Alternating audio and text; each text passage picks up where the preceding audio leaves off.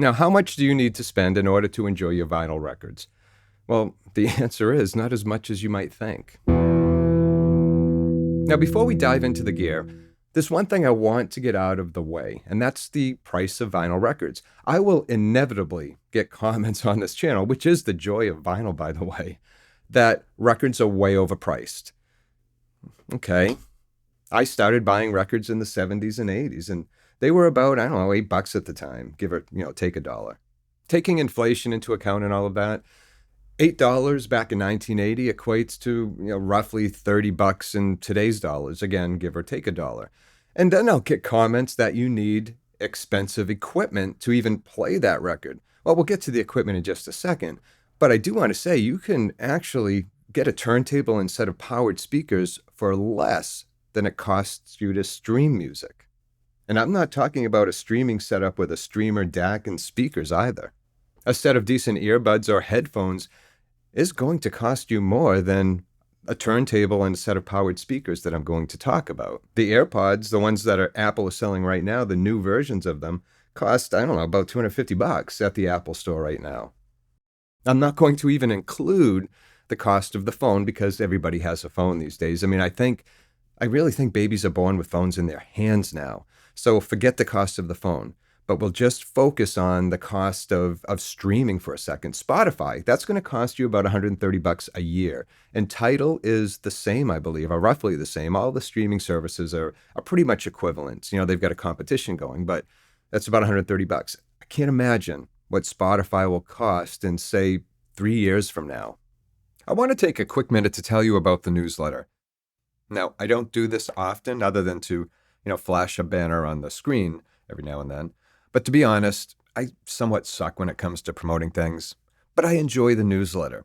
I enjoy writing it. It's free to join, and it comes out once a week. And I usually talk about things that are, a bit more personal or things I typically don't or won't discuss on the channel. You'll see things like articles that are only for the newsletter. You'll see picks of the week, some recommended accessories, and the latest in vinyl record news that I personally curate every week. So to join, like I said, it's free. Just follow the link in the description. Now back to what I was saying. Let's get back into what I said at the beginning. How much do you need to spend to play a record? Do you need $100, $500, or do you need $1,000? Well, check out this turntable from Lynn, the Climax LP12, $45,000. Yeah, $45,000. Do I wish I had that? Of course I do. Will I ever? No. But do I think it sounds great? I'm sure it sounds absolutely amazing with the right system. And that right system will cost you thousands of dollars. If I took that Lynn and replaced my Thorens with it, or swapped out my Thorens for the Lynn, I bet you I wouldn't hear much of a difference. And that's only because my system probably would hold back what that Lynn is capable of. Or maybe not. Who knows? I will never be in the position to test that out. And that's okay. It took me years to get the system I have. I wouldn't trade my Aric audio amp or my Phono stage for the world. Now, do you need all of this to enjoy your records? You do not. But there will always be somebody out there who will tell you that you need to spend more to unlock all of the information that's in the groove. There's some truth to that, some truth to it. But I would argue that your money is better placed and your time better spent making sure that your cartridge is set up right. But that's a whole nother topic. I drive a 15-year-old truck and it has a manual transmission. I've always driven manual transmission vehicles. I like them and I love my truck. Now, would a newer, more expensive truck have cooler features and have better fuel efficiency? Well, absolutely it would. If I had the money to buy one, I might enjoy those features and that fuel efficiency, but I don't have that money. There will always be something more expensive in any passion, in any hobby, but more expensive doesn't always mean better. Now, there are mistakes that can be made, don't get me wrong.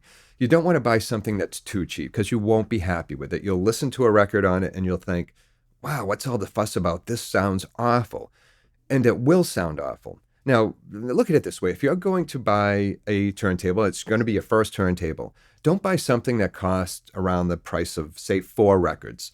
And if it's less than $100, stay away from it. But you don't need to spend a lot. Take the Audio-Technica LP60 or even the LP70, for example. Both are great turntables. Both cost less than those AirPods that I showed you a few minutes ago. And a pair of powered speakers coupled or combined with the LP60 is still going to cost you roughly the same as AirPods. And I only use Audio-Technica as an example because I do recommend them as a really good entry-level turntable. For, say, $100 more or $200 more, you can get other great turntables, like a Fluence turntable, another turntable I really like. What kills me, though, are the comments that I get that when I talk about things like this, they'll say, says the man with the expensive setup. That is a really weird thing to say. I did not start with this setup. For years, I had an AT LP60 and pair of powered speakers. That's why I recommend them. I loved that setup. I listened to it for years, so much so that I continued to buy records. I continued to talk about how much I enjoyed records, and that was the setup that I was happy with. Over time, I ended up with this. Over time.